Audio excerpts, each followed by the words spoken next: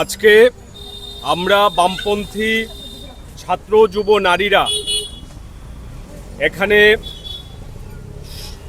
সমবেত হয়েছি। মূলত আমরা লক্ষ্য করছি আমাদের রাজ্যের মধ্যে প্রতিদিন প্রায় শিশু নারী ছাত্রীদের ওপর নানা ধরনের নির্যাতনমূলক ঘটনা ঘটে চলছে।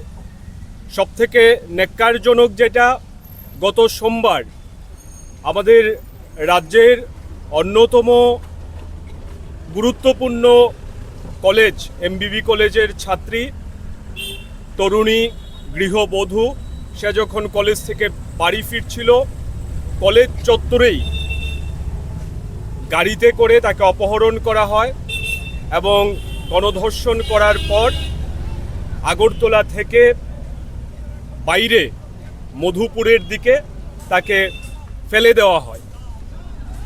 এই ঘটনার পর ওই তরুণী গৃহবধূ থানায় মামলা করেছেন, কিন্তু এখন পর্যন্ত অপরাধীদের গ্রেপ্তার করা হয়নি। আমাদের রাজ্যে মানিক সাহা যখন মুখ্যমন্ত্রীর চেয়ারে বসেছিলেন, তখন সারা আগরতলা শহরে ফ্লেক্সে ছয়লাভ হয়েছিল যে সুশাসন। আমরা লক্ষ্য করছি যে আসলে মানিক সাহার সরকারের সময়ে এই রাজ্যের মধ্যে কি পরিমাণে দুঃশাসন নেমে এসছে। সাধারণ শিশু, ছাত্রী, নারী কেউই রেহাই পাচ্ছে না। প্রতিদিন নানা ধরনের ঘটনা ঘটে চলছে। মেডিকেল কলেজের একেবারে হোস্টেল থেকে শুরু করে সামগ্রিকভাবে প্রত্যন্ত গ্রাম পর্যন্ত নারীরা নির্যাতিত হচ্ছে।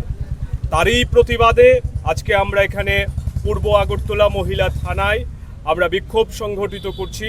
আমরা দাবি করছি এই ঘটনার সঙ্গে যারা জড়িত তাদের অবিলম্বে গ্রেপ্তার করতে হবে, দৃষ্টান্তমূলক শাস্তি দিতে হবে এবং সারা রাজ্যে নারী নির্যাতনের ঘটনা যেভাবে ক্রমবর্ধমান, সামগ্রিকভাবে আইনশৃঙ্খলা যেভাবে ভেঙে পড়েছে, তার বিরুদ্ধে আগামী দিনে আমরা বামপন্থী ছাত্র, যুব, নারী সহ সমস্ত অংশের মানুষকে ঐক্যবদ্ধ করে আমরা রাস্তায় লড়াই সংগঠিত করব এবং সেই লড়াইয়ের অংশ হিসেবেই আজকে আমরা নির্দিষ্ট একটি ঘটনার ভিত্তিতে এখানে সমবেত হয়েছি।